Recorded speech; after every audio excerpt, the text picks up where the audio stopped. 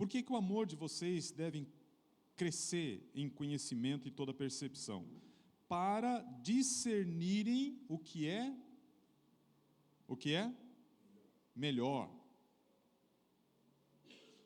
Meus irmãos, há uma crise no meio do povo de Deus. A crise de discernimento. A crise de discernimento. Ele diz assim: para discernirem o que é melhor, a fim de serem puros e irrepreensíveis até o dia de Cristo. Eu não sei se essa é uma experiência sua, de viver o seu cristianismo, a sua fé, num tempo em que nós temos todos os recursos à nossa disposição, os recursos a respeito de Deus. Então, vamos voltar um pouquinho na história. Quando você está lendo a carta de Filipenses, você está lendo uma carta que foi escrita pelo apóstolo Paulo para irmãos lá na cidade de Filipos. Quanto tempo depois do cristianismo essa carta está sendo escrita? Do início do cristianismo. Quanto tempo? Eu nem sei exatamente ali, mas eu calculo aqui uns 70, 80 anos. Alguém que tiver a Bíblia de estudo aí, dá uma olhadinha lá na introdução. 70, 80 anos. 60 a 63 depois de Cristo. É pouco tempo ou é bastante tempo? Irmãos, a história já aconteceu. Já se passaram anos. Já se passaram anos. E esses irmãos recebem uma carta lá na igreja. Uma carta que foi aberta e foi lida. Assim como outras, ao longo do tempo, foram lidas nas igrejas. Aqueles cristãos, o que eles tinham em suas mãos para dizer assim: nós temos uma experiência, nós temos um relacionamento com Deus Pai, nós conhecemos Ele. O que aqueles primeiros irmãos eles tinham? Comparado ao que você tem hoje, eles não tinham nada. Quantos aqui sabem ler? Todos. Naquele tempo, você acha que todas as pessoas eram alfabetizadas? Começa por aí. Quantos de vocês aqui hoje têm uma Bíblia? Todos. Você acha que naqueles dias eles tinham acesso ao Antigo Testamento? Como nós temos hoje? Não. Quantos de vocês têm duas Bíblias? Vários. Vocês acham que eles tinham Bíblia no hebraico e no aramaico e no grego koineu? Vocês acham que eles tinham? Não. Quantos sermões você pode hoje, não que você ouve, mas que você pode ouvir por semana? Incontáveis. Quantos estudos você pode ouvir hoje por semana? Inúmeros. Quantos livros você pode ler hoje a respeito da Trindade? Vamos falar só da Trindade. Quantos?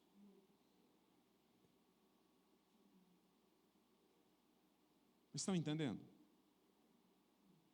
Então, quando nós estamos ao lado daqueles cristãos, nós hoje temos recursos, assim, de uma maneira incomparável. O que nós podemos dizer que havia em comum entre nós e eles, primeiro, era a fé, a unidade do Espírito, o mesmo Espírito de hoje, o Espírito Santo de Deus, que não muda, é o mesmo Espírito de Deus que ministrou ao coração deles. Era a comunhão, a ceia, o batismo, mas nem o espaço de culto tem a ver com aquele espaço de culto que eles tinham. Mas o que eu posso afirmar para você é que certamente foi uma dificuldade deles e é uma dificuldade nossa, é entender os propósitos de Deus. Então, se você encontrasse um cristão com 35 anos, naqueles dias, que já tinha vivido uma experiência de cristianismo recente,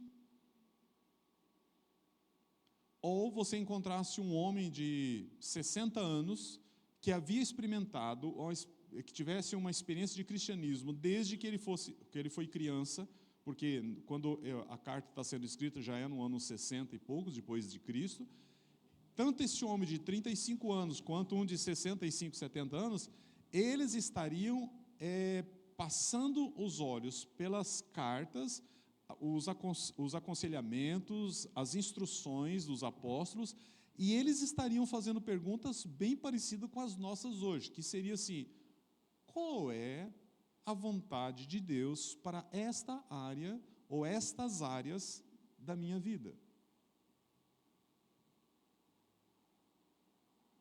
Porque essa é a pergunta que muitos cristãos ainda continuam fazendo. E alguns me procuram e dizem assim: pastor, eu não sei o que fazer. Com a Bíblia na mão. Eu não sei o que fazer. A propósito,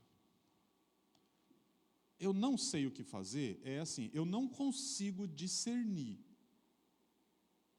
Eu não estou conseguindo discernir.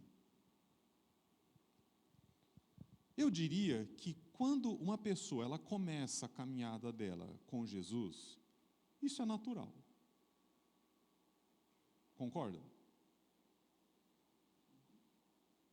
No começo da caminhada, é natural porque crianças fazem o quê? Perguntas. Crianças fazem perguntas. Pode falar com o Tiago e a Tami, ele pode falar com a Evelyn e o Gerson, que vivem com as crianças por perto o tempo todo. A boa parte das conversas deles é perguntando alguma coisa. E os pais não ficam bravos com seus filhos, porque eles fazem perguntas. Agora me diz uma coisa, o sujeitinho já está com 25 anos de idade e fica incomodando o pai e mãe fazendo perguntas de algo que é infantil. Você acha que isso é normal? 25 anos. Fazendo perguntas, não estou dizendo que não se faz perguntas nessa idade aos pais. Aliás, talvez hoje faça pouco, mas estou dizendo que uma pessoa com seus 25, 30 anos, chegando para os seus pais e fazendo perguntas infantis, é falta de discernimento. É falta de discernimento. Então vamos lá. O cristão, quando apóstolo Paulo está dizendo assim, esta é minha oração, que o amor de vocês aumente cada vez mais em conhecimento, duas coisas, conhecimento e percepção. Ele diz assim, em todo conhecimento, veja que aquilo que nós tratamos há uns anos atrás aí, anos, eu nem sei mais se é anos, eu estou já meio perdido. Não está falando, o apóstolo Paulo não está dizendo assim, que vocês tenham todo entendimento, no sentido de entender Deus, né? Ele está dizendo de conhecimento, porque você nunca vai entender Deus. Deus não pode ser entendido plenamente. Mas Paulo diz assim, que vocês tenham conhecimento e toda percepção para discernirem o que é melhor. Para quê, Paulo? Para que discernir o que é melhor? Ele diz para que vocês vivam uma vida de pureza, para que vocês vivam uma vida de irrepreensibilidade, até quando? Até o dia de Cristo. Então veja que é um versículo que você olha e você pode debruçar o seu nariz em cima dele a semana inteira e aprofundar no significado dessas palavras. Para que vocês tenham conhecimento, para que vocês tenham discernimento, para viver uma vida pura e irrepreensível. Porque quando nós estamos falando da distância entre nós e Deus, nós estamos falando de algo que não acontece, a intimidade que não acontece. Por quê? Porque nós estamos sujos e cheios de repreensões. E parece que uma coisa puxa a outra, porque de repente a gente está fazendo perguntas, porque não tem discernimento. E a pergunta é: o que eu devo fazer? Vamos lá. Quando você tem uma pergunta que você não está conseguindo discernir, existe uma regra, pessoal, muito simples.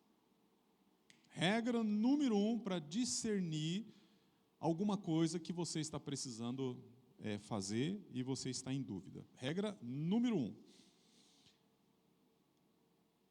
Pastor, eu tenho uma situação aqui que eu não sei o que fazer. O que você acha? Olha que situação que você coloca o pastor.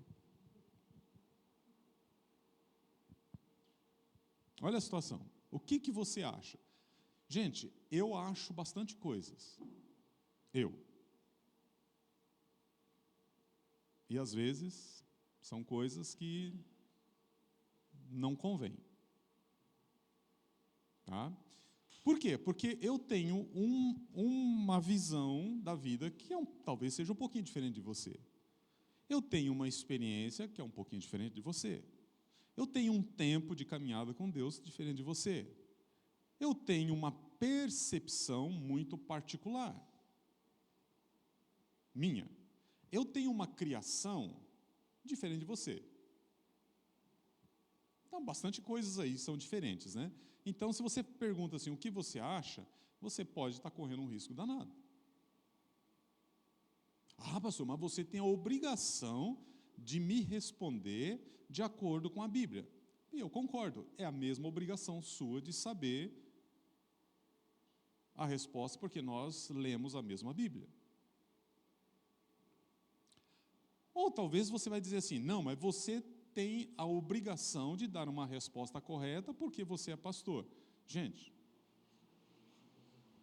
esse é um argumento muito furado. Vocês acham que eu sou pastor porque eu sei mais? Vocês acham que isso é o pré-requisito para ser pastor? Saber mais? Tem muito mais gente que sabe muito mais coisas do que eu em muitas áreas. Ninguém é ordenado pastor porque sabe mais. Agora, um pastor precisa saber, pelo menos, como estudar a Bíblia. Mas isso é coisa que todas as pessoas têm que saber. Ao longo do tempo, ele precisa saber fazer perguntas. Então, vamos lá. Você tem uma pergunta a respeito de alguma coisa. Qual é a regra número 1 para você dar o passo seguinte? Alguém aqui quer fazer uma pergunta sobre alguma coisa? Pode ser uma pergunta hipotética, tá? Para eu poder responder? Qualquer coisa que você pensa em fazer e você não sabe se é certo ou errado. Você pensa em decidir e não sabe se é certo ou errado. Trocar de emprego. Então vamos lá. O que tem de errado trocar de emprego? Nada.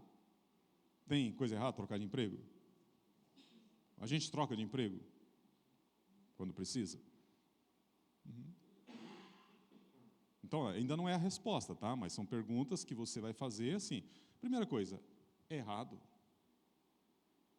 Não, tanto não é errado que eu estou pensando em trocar de emprego. Agora, eu devo trocar de emprego? E quem, no caso ela sabe onde ela está, com quem que ela está e para onde ela pensa em ir. Ela sabe, né? Porque ninguém vai pensar num emprego no escuro. Quem pensa assim não está querendo emprego. Que resposta vocês dariam para ela? Porque se ela está fazendo uma pergunta, é porque ela tem uma dúvida dentro da experiência dela. Então, primeiro, você já não pode dar uma resposta para ela categórica, porque você não sabe a experiência dela no emprego atual e nem a possível experiência dela no emprego seguinte. Porque isso é algo dela. Você sabe o que ela faz? Você sabe a profissão dela? O relacionamento dela? Você sabe? Não sabe. Então, a resposta já começa assim, uma resposta, ela vai ser um tanto superficial. Por quê? Porque existe uma série de motivações lá dentro do coração dela, para poder pensar em mudar de emprego, talvez uma necessidade para mudar de emprego, mas existe uma dúvida. Então, para dar essa resposta, você precisa conversar um pouco mais. E depois que você conversar um pouco mais com ela, provavelmente você não vai saber dar uma resposta 100%.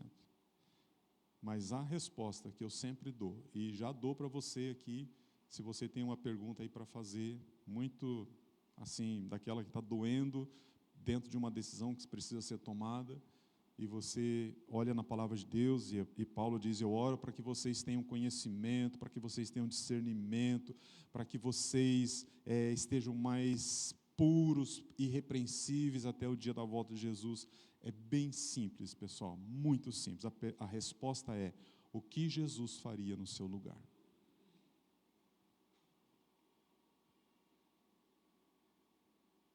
Simples assim.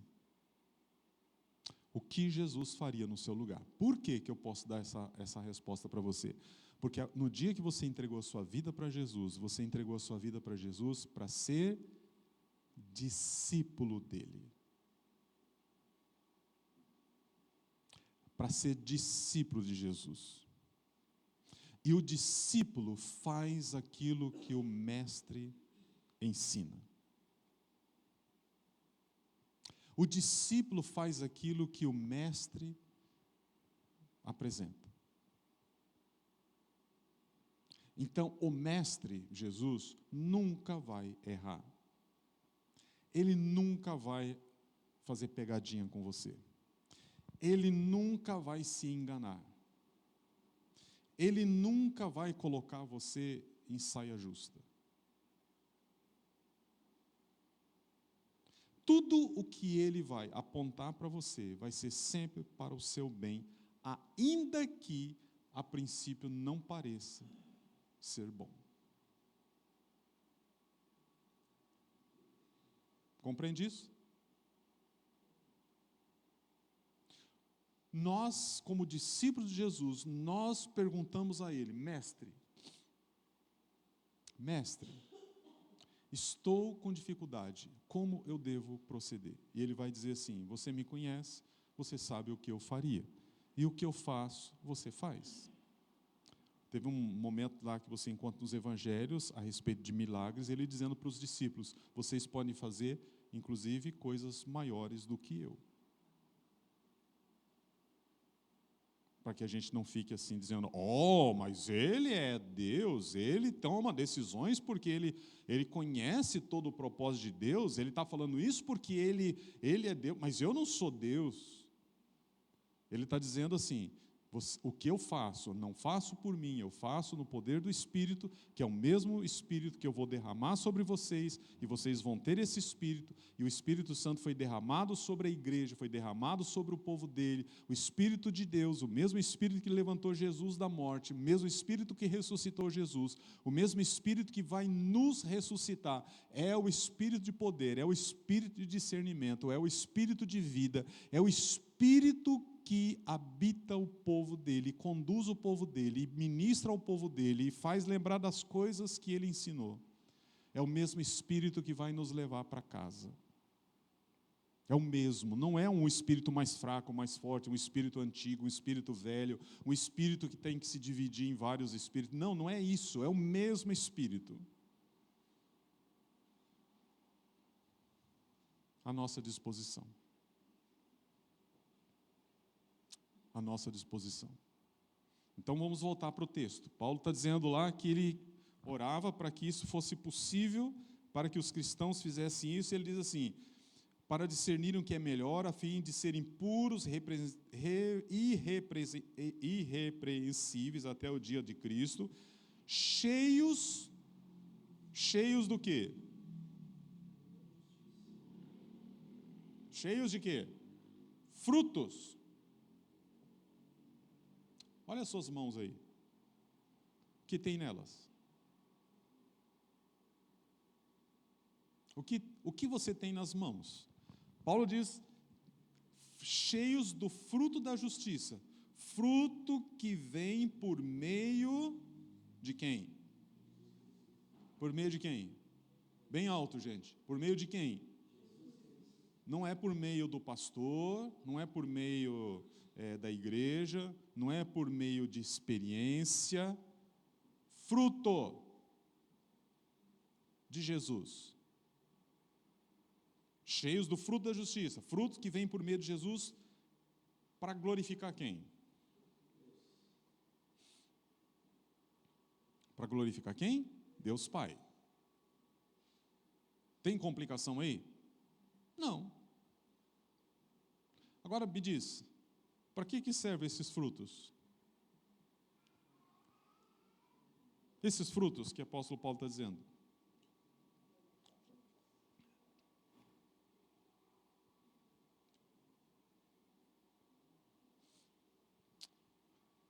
Se são frutos que glorificam a Deus,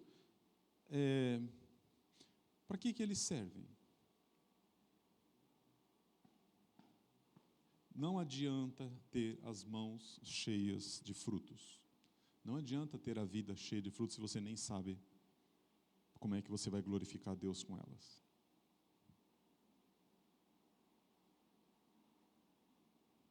Estou pensando aqui num exemplo de fruto de justiça.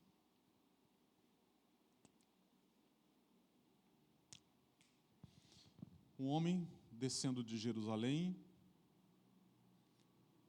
ele era pastor, ele está passando pelo caminho e encontra um homem que foi espancado por assaltantes. Aquele homem, ele carregava frutos?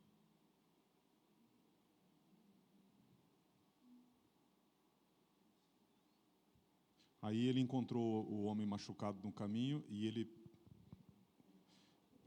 usou aqueles frutos que ele tinha nas mãos para socorrer o outro, certo? Nada. Errado. Ele passa direto. Aí teve um outro lá também, um religioso, que passou direto. Eles tinham frutos? Bem possível que sim. Aí vem um outro que aparentemente não tinha nada. Nada que identificasse ele, a história dele, o povo dele, a fé, com aquele outro que estava caído ali.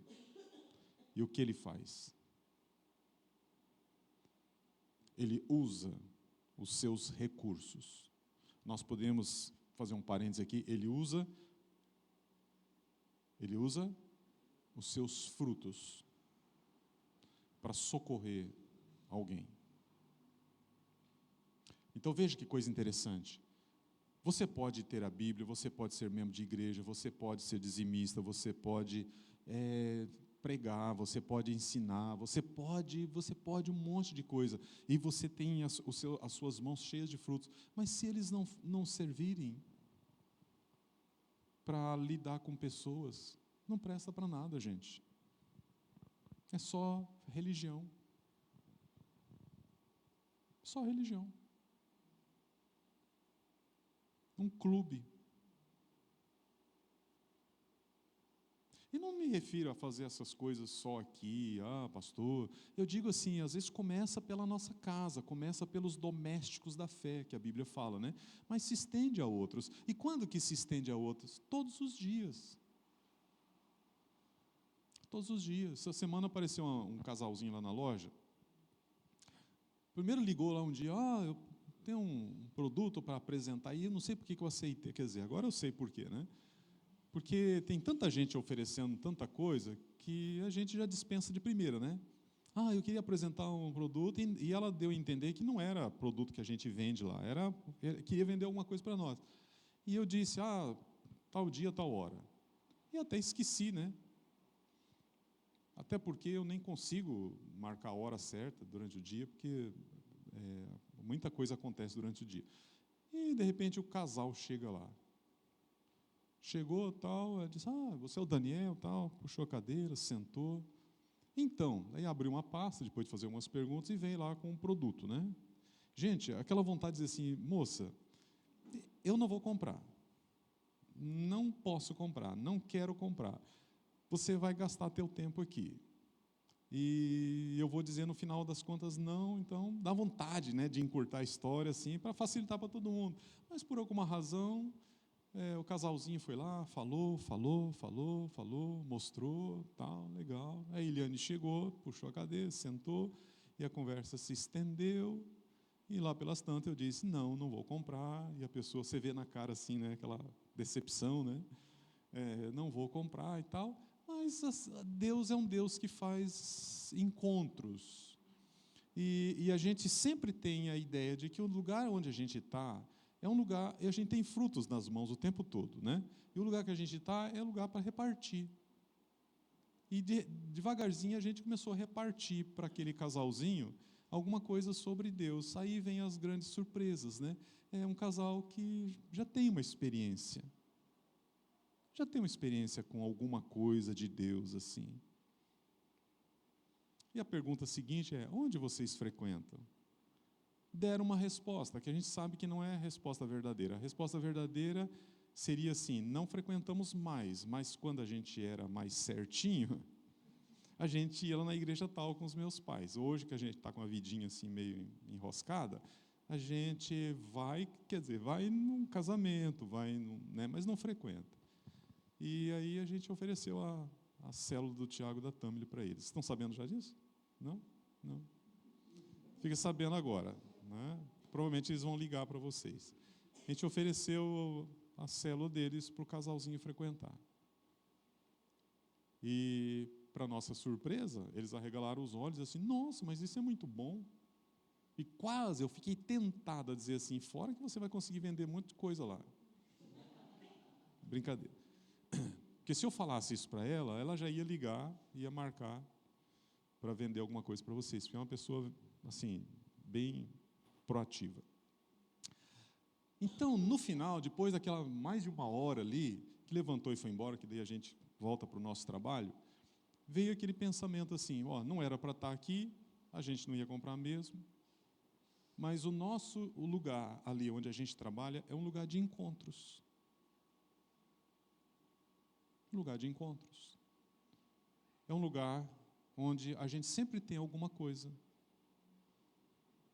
Ou está na nossa mão, ou está na nossa boca, ou está no coração, ou está sobre a mesa.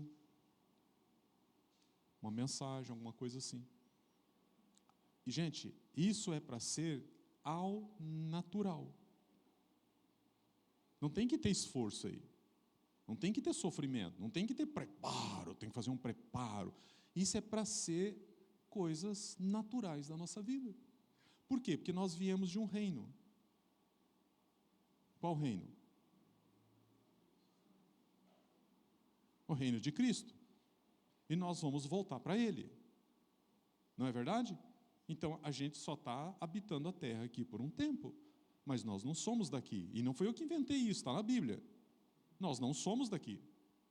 Nós estamos passando por aqui. Enquanto nós passamos por aqui, nós cumprimos propósito. Nós temos fruto nas nossas mãos e nós dividimos fruto.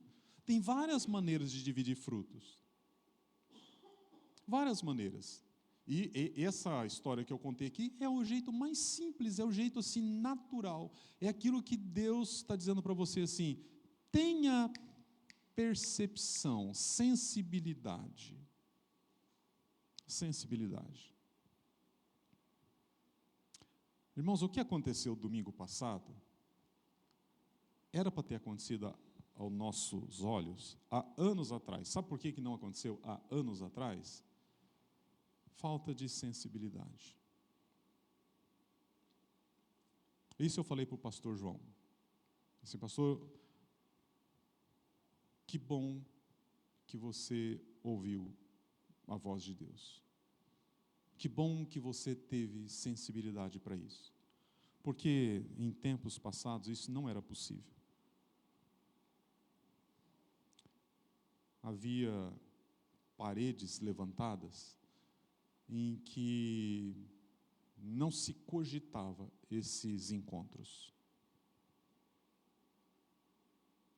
E de repente vem um pastor, ele chega. Gente, sabe quantos pastores pegam o livro de Atas da antiga da igreja para ler as histórias antigas?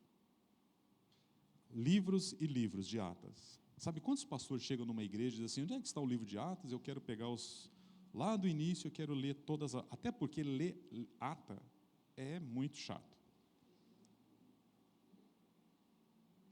E ele pega o livro e ele vai lendo, ele vai conhecendo a história que está registrada, até chegar naquele tempo, e ele para e diz assim, achei o que eu precisava. Ele falou para mim assim, depois eu li todas as outras. Eu não sei quantos dias ele levou lendo aquilo. E ele disse, não, aqui a gente vai ter que fazer alguma coisa. E ele disse para mim depois assim, eu não sabia qual ia ser a sua reação, mas eu pensei, eu vou. Ou seja, tem algo nas mãos e ele vai fazer uso disso. Então eu digo para você, sensibilidade, percepção daquilo que está acontecendo na nossa história. Não é contar história. Contar história não é difícil. Mas é percepção. Olha ao redor e veja o que Deus está fazendo e o que Deus quer fazer. E eu digo para vocês, gente, olhe suas mãos. Aliás, a gente podia olhar as mãos, a gente podia olhar o coração, porque a Bíblia diz que a nossa boca, inclusive, fala o que está no coração. O que está no coração? É isso que você vai falar. Então a gente tem que olhar as nossas mãos, a gente tem que olhar o nosso coração, a gente tem que olhar o nosso bolso. A nossa conta, nosso aplicativo de contas. Estão entendendo? Porque Deus, ele quer que você passe por isso, porque o maior concorrente dele, do próprio Deus, aquilo que toma a sua mente, aquilo que toma a sua energia, aquilo que toma a sua atenção, está muito relacionado à sua crise de relacionamento com Ele. Então, quando ele fala assim, dá uma olhada na sua conta, ele está dizendo para você assim, você tem recursos que você precisa dividir. Que você precisa dividir. Ô, Evelyn, o pessoal não vai subir? Já acabou o tempo.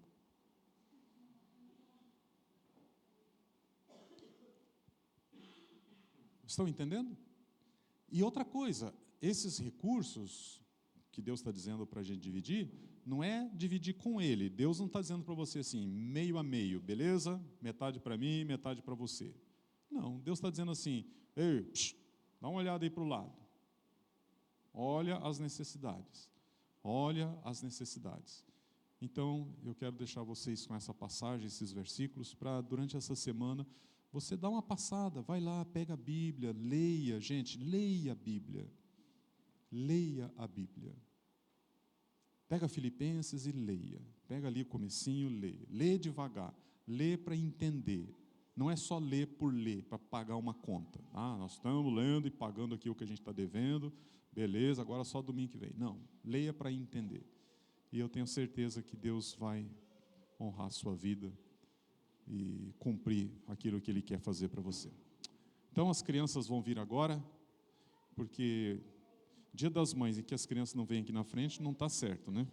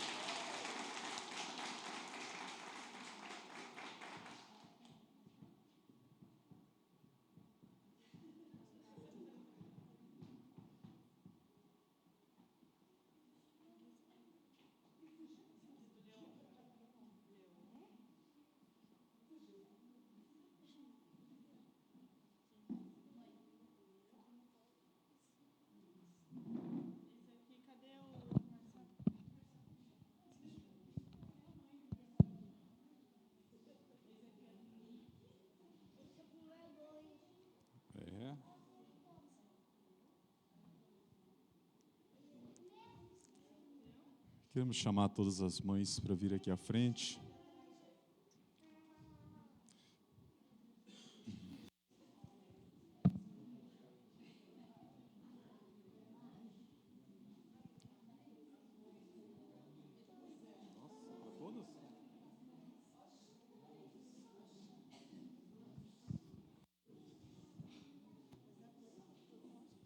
Ó, se tem uma coisa... Mãe, espera aí. Espera. Pode voltar lá. Não, fica com o número aí. Ó, mãe gosta muito de sorteio. Nos nossos chás, a gente sempre faz sorteio. E é muito bom. E nós demos um número para cada uma ali. Nós vamos sortear 3 orquídeas. Tá? Vamos lá.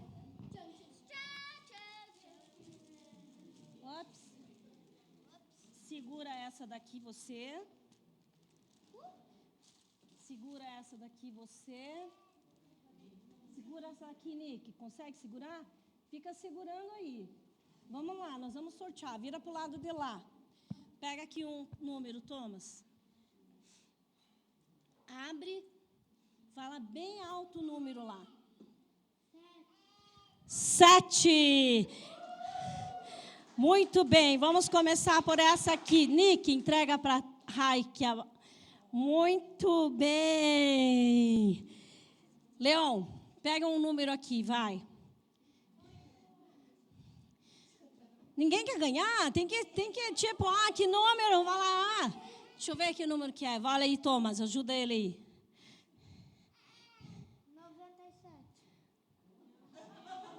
97? Deixa eu ver. 16. Quem é? Entrega lá para ela. Muito bem. Parabéns, mamãe. E o último número, deixa eu ver qual que é o meu mesmo.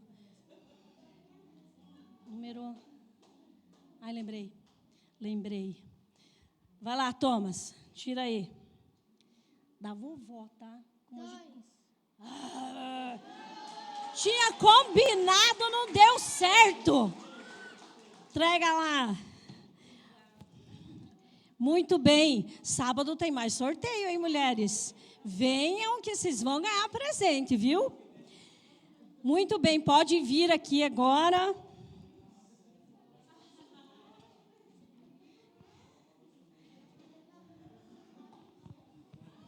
Todas as mães, por favor, venham aqui.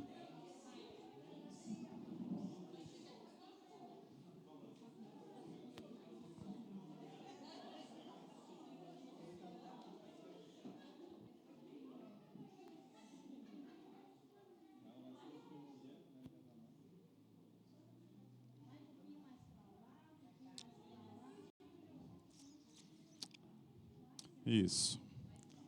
Para a gente terminar nessa manhã, a gente quer fazer uma oração.